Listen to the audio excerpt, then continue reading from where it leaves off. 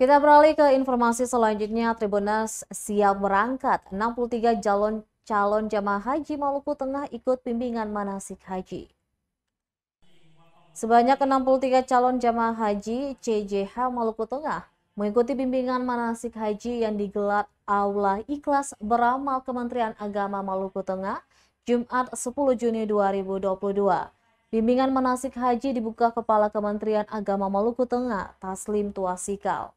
Dalam sambutannya, Taslim menyampaikan apresiasi kepada seluruh jajarannya yang melaksanakan kegiatan bimbingan manasik tahun ini, sehingga dapat membina dan membimbing para CJH yang akan berangkat pada musim haji tahun ini.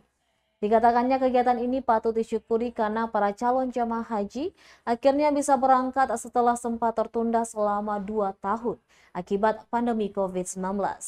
Ia juga meminta agar calon jamaah haji yang akan berangkat pada musim haji 2022 agar senantiasa menjaga kesehatan dan fokus mempersiapkan diri melaksanakan ibadah haji. Ia berharap semuanya berjalan lancar sehingga bisa kembali ke tanah air dengan selamat. Diketahui 63 calon jamaah haji akan diberangkatkan ke Makassar pada 22 Juni 2022 mendatang. Jamaah calon haji asal Maluku Tengah ini masuk ke dalam kloter 9 dan 10 bersama beberapa daerah lainnya di Maluku, antara lain Kota Ambon, Kabupaten Seram bagian Barat, Kabupaten Seram bagian Timur, Kabupaten Buru, Tual, dan Buru Selatan. Haji, tadi kan kalau di Makassar misalnya atau nanti itu adalah umrah niatnya. Pakaian gamis yang kan kawan-kawan identik dengan gamis-gamis begitu, yang putih-putih langsung itu. Start 120 berapa real? Saat ini kan 4